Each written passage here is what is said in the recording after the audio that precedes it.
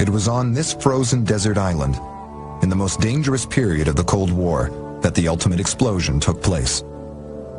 Novaya Zemlya, in the Arctic Barents Sea, is where the Russians demonstrated their nuclear might, testing bombs of ever-increasing power.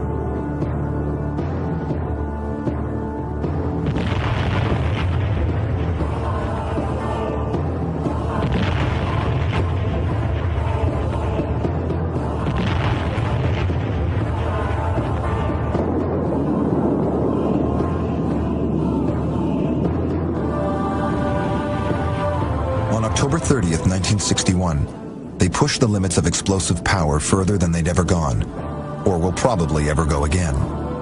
This bomb was codenamed the Tsar. It contained the equivalent of 58 million tons of TNT, or all the explosives used in World War II, multiplied by 10.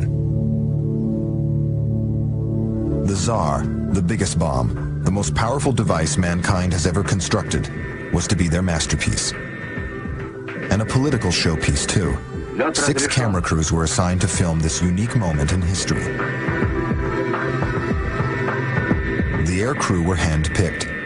They'd been warned he couldn't be guaranteed. They could avoid being blinded by the light. But being knocked out of the sky was quite possible. The exact moment of release was controlled from the ground. The bomb had been given a parachute to slow its descent and give the crew more time to escape.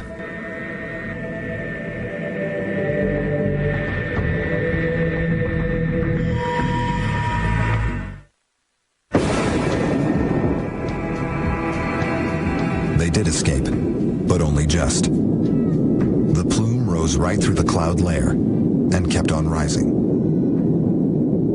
It flattened out when the cloud was 40 miles high. The blast wave was still large enough to be measured on its third passage around the world. Because the bomb was detonated 2 miles above the ground, there was very little radioactive fallout. But the earth directly below the burst was seared by the intense heat. Rock had been turned to ash. The bomb was 4 times bigger than anything America has ever exploded. Why something so large?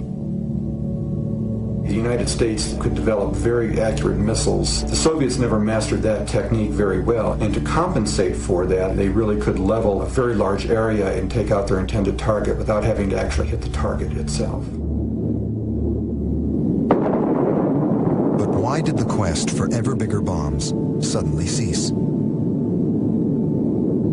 As the destructive power increased, political leaders worried more and more that they were really playing with fire.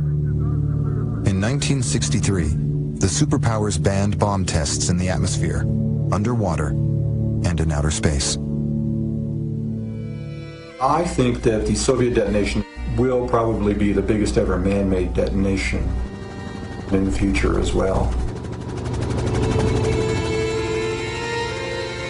And so the soldiers and scientists have packed up and flown away. This island's days as a bomb site are history.